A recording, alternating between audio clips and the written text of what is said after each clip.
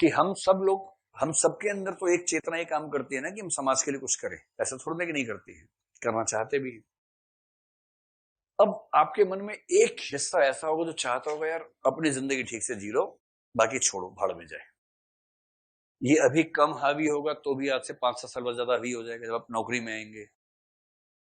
अभी आपके मन में होगा कि मैं आईएएस बन के आईपीएस बन के क्रांति कर दूंगा, जिले को ठीक करूंगा, राज्य को सुधार दूंगा, इतिहास के 2 चरण होंगे, मुझसे पूर्व और मेरे बाद का चरण हो जाएगा, ऐसा मन में आता होगा।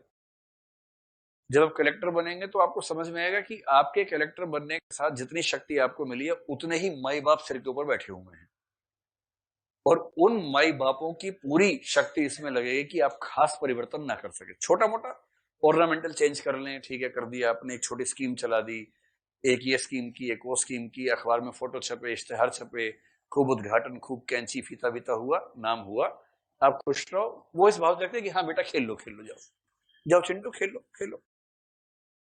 पर जहां आपने कुछ स्ट्रक्चरल चेंज करने का प्रयास किया जिससे उनके हितों पर चोट पहुंचेगी, वो इतने ताकतवर हैं कि आपको कहां उठा के पटक देंगे समझ में भी नहीं आएगा। और फिर आप भी कहेंगे कि मैं भी 30 साल में 46 बार ट्रांसफर हुआ हूं, मैं कहीं टिक ही नहीं पाता 4 महीने से ज्यादा। अगर किसी ब्यूरोक्रेट की जिंदगी में शान की यही एक बात होगी मैं ट्रांसफर बार होता हूं, तो इसने किया क्या फाइनली, वो कर क्या पाया? यही ना कि मैं इतना ईमानदार हूं, जहां जाता हूं कहीं एडजस्ट नहीं होता हूं और इसे ट्रांसफर हो जाता हूं। लेकिन उसके बाद में निचोड़ क्या निकला? निचोड़ तो कुछ ही निकला।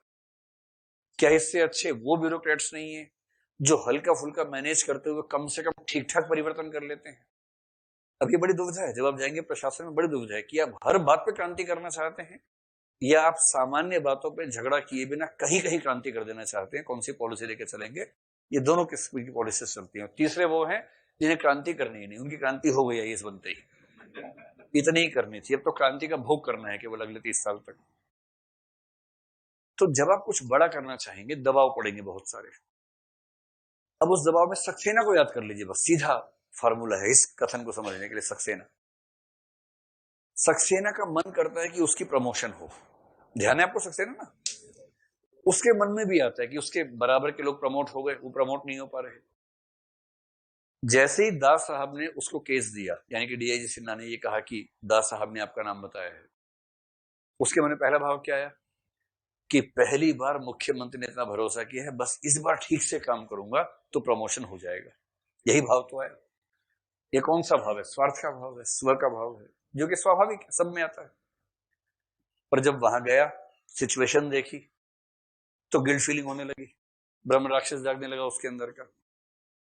अब जैसे वो मिलता है महेश से या हीरा से या रुकमा से या बिंदा से, उसके अंदर का जिम्मेदार व्यक्ति जाग उठता है, सुपर ईगो, और उसको लगता है कि अगर इनकी आह लेके अपना मैंने प्रमोशन ले लिया ना तो मैं जी नहीं पाऊंगा, और प्रमोशन की शर्त है इनकी आह लेके प्रमोशन लेना।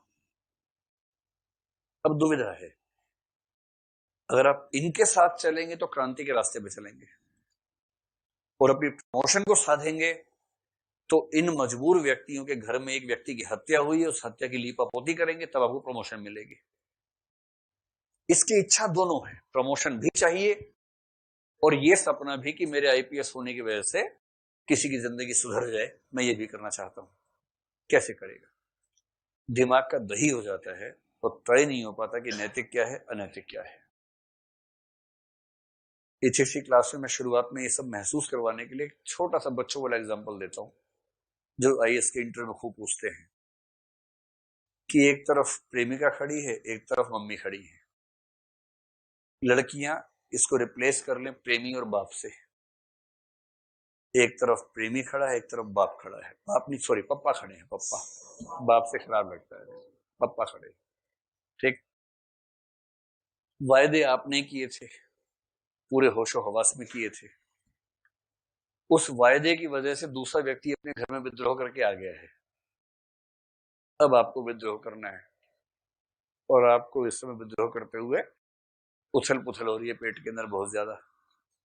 किसी तरह से मम्मी को बताया और मम्मी ने तुरंत रानी दुर्गा का रूप अवतरित कर लिया है, चंडी का रूप धारण कर लिया है। एक चंडी लेके गए थे, एक वहां मिल गई, 2 हो गई। अब दोनों चंडियां तैयार खड़ी हैं एकदम। माँ ने कहा कि अगर तूने इससे ब्याह किया तो मैं खुद को आग लगा के मर जाऊंगी। और उसने पूरा माहौल बनाने के लिए मिट्टी का तेल छिड़क लिया अपने ऊपर और माचिस हाथ में, लाइटर सॉरी, और एक दो बार ऑन करके दिखा दिया कि मजाक मत समझ, जलता है, सच में जलता है। ठीक। अब बेटा दबाव में है, जिस माँ ने मुझे जन्म दिया, जिसने पाला पोसा, आदि आदि आदि। इधर प्रेमिका कह रही है कि अगर ऐसा माहौल बनाने से बात बनती है तो मैं बना देती हूँ, ऐसे क्या दिक्कत है।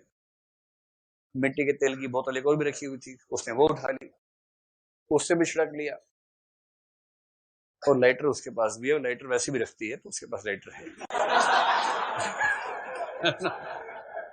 अब और अब अच्छा, मिट्टी के तेल की बोतलें दो ही थी, तीन थी नहीं। इसलिए क्योंकि ऐसे में लड़का सोचता है कि मैं ही मर जाऊं, खत्म करो यार बात को, तो वो ऑप्शन मिलेगा ही नहीं आपको जीवन में।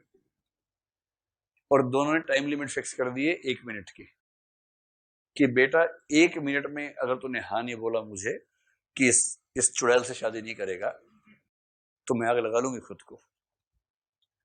और वो लड़की बोली कि अगर 1 मिनट में तुमने ये नहीं कहा कि इस चुड़ैल से तुम्हारा कोई संबंध नहीं है तो मैं खुद को आग लगा लूंगी। और 55 सेकंड है, दोनों के लाइटर ऑन हो गए हैं एकदम, ऐसे करके पास आ रहा है। तीसरा लाइटर है नहीं, तीसरी बोतल है नहीं मिट्टी के तेल की, दोनों को बचाने का ऑप्शन है ही नहीं। 3 ऑप्शन है, इसको बचा लो, उसको बचा लो, दोनों को ना बचाओ।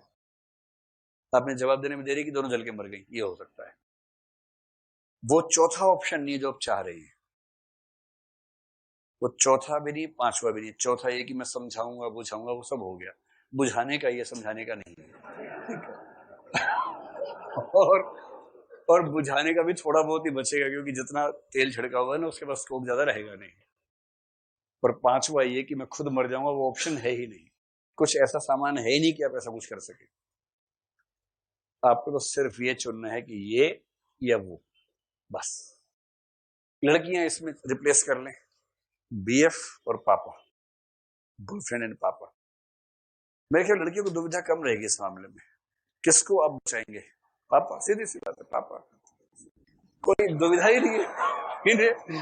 मतलब 1 सेकंड से भी 1000वां हिस्सा लेते हुए उन्होंने कहा पापा, इसमें क्या सोचना है, किसको भाई?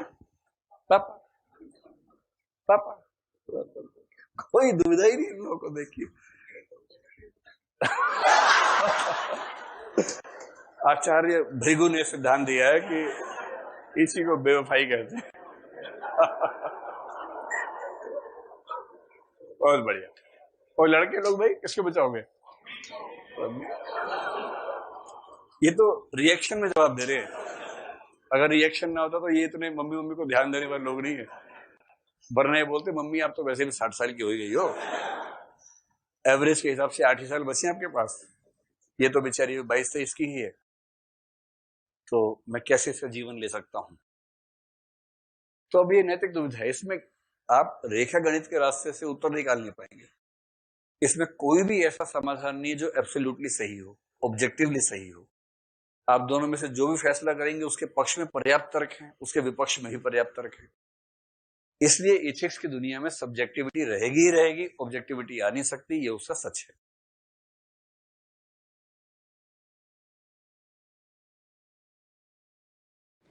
चाहे आप 10th पास हो, 12th पास हो या ग्रेजुएट हो, वर्क इंडिया ऐप पर सबको मिलती है जॉब आसानी से। बस फ्री में जॉब सर्च करें और डायरेक्टली